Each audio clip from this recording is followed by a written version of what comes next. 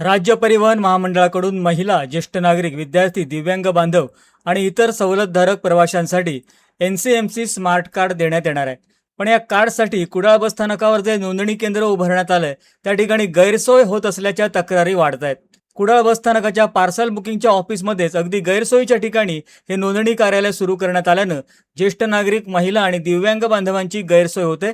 ही गैरसोय दूर करून ST बसस्थानकात नोंदणीची व्यवस्था करावी, अन्यथा युवासेना स्टाईल आंदोलन करण्यात येईल असा इशारा युवासेना जिल्हाप्रमुख तथा नगरसेवक मंदार शिरसाट यांनी दिलाय.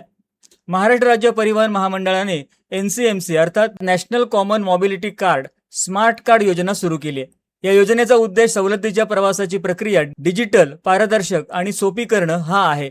महिला, ज्येष्ठ नागरिक, विद्यार्थी, दिव्यांग आणि इतर सवलतधारक प्रवाशांसाठी हे स्मार्ट कार्ड उपलब्ध आहे.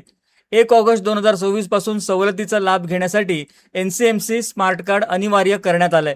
त्यामुळे हे कार्ड घेण्यासाठी नोंदणी केंद्रावर महिला, ज्येष्ठ नागरिक, दिव्यांग बांधव, विद्यार्थी यांची गर्दी होऊ लागली आहे. कुडाळ बस स्थानकात मात्र पार्सल ऑफिसमध्ये हे नोंदणी कार्यालय एका एजन्सी मार्फत सुरू करण्यात आलंय. या ठिकाणी जाण्यासाठी पायऱ्या चढून जावं लागतं. बाजूलाच पाण्याची टाकी आहे, त्यावरचं झाकण धोकादायक स्थितीत आहे.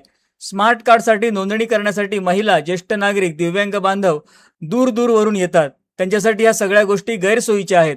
तोल जाऊन अपघात होण्याची देखील शक्यता आहे. सध्या पावसाचे दिवस आहेत, पण त्यासाठी कोणतीही व्यवस्था करण्यात आलेली नाही. हे एसटीचं काय स्मार्ट कार्ड तिकीट द्यायचं आहे, त्याच्यासाठी आलोय. आज 4-5 वेळा मी येऊन गेलेलो आहे.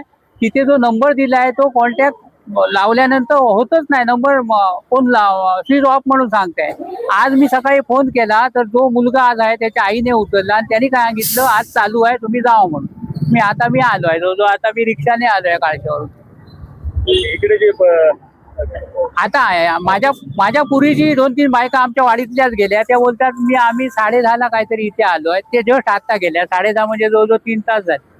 इकडे जी व्यवस्था आहे, ज्या पायऱ्या गिऱ्या योग्य आहे की गैरसोयीच्या वाटतात तुम्हाला? नाही, इथे ज्या सोयी आहेत ना, ते ज्येष्ठ नागरिकाला थोडं त्रासदायकच आहे बघायला गेलो तर. कारण हे सगळ्यांसाठी केलं आहे की नाही, तर त्याप्रमाणे थोडी बहुत तरी सुविधा पाहिजे ना इथे. नाही तर 2 काउंटर ते चालू ठेवायचं. सकाळी 9:30 वाजता येणाऱ्या नागरिकांची 12:30 वाजले तरी नोंदणी होत नाही. रांग वाढत जाते. उन्हा पावसात माता भगिनी, ज्येष्ठ नागरिक, दिव्यांग बांधवांना ताटकळत उभं राहावं लागतं.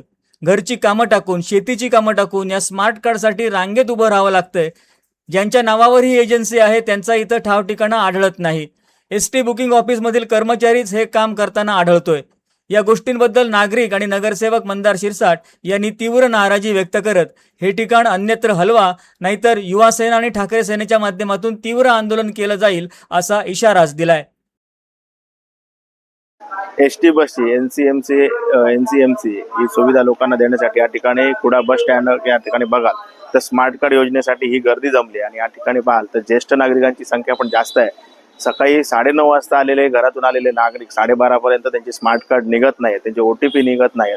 आतमध्ये पाहाल तर तुम्ही ज्या ठिकाणी हे स्मार्ट कार्ड काढलं जाते त्या ठिकाणी ज्येष्ठांना बसण्याची साधी व्यवस्था पण नाही आहे. आतमध्ये बघाल तर व्हेंटिलेशन पण नाही आहे. एखादा वृद्ध या ठिकाणी चक्कर येऊन पडेल अशा प्रकारची या ठिकाणी शासनाची व्यवस्था आहे. शासनाचा हा भोंगळ कारभार आहे आणि शासनाने या ठिकाणी तात्काळ लक्ष द्यावं. खेड्यापाड्यातील लोक हे स्मार्ट कार्ड काढण्यासाठी कोणत्या तरी आशेने आज कुडाळचं हे स्थानक म्हटल्यानंतर एकदम घोडगे, सोनवडे या ठिकाणची लांबची गाव आहेत, शिवापूर आहे, या ठिकाणून लांबची लोक सकाळी स्मार्ट कार्ड काढायला येतात आणि 3-3 तास लाईनमध्ये राहत आहेत. या ठिकाणी ज्येष्ठ नागरिक पण आहेत. STने या ठिकाणी तात्काळ या लोकांची समस्या जाणून या ठिकाणी त्यांना तात्काळ त्यांची स्मार्ट कार्ड काढून द्यावं. नाहीतर शिवसेना आणि युवा सेनेच्या माध्यमातून नक्कीच या ठिकाणी येत्या 15 दिवसामध्ये हे त्यांनी जर नियमित नाही केलं तर धडक आम्ही ST डेपोला देणार आहोत.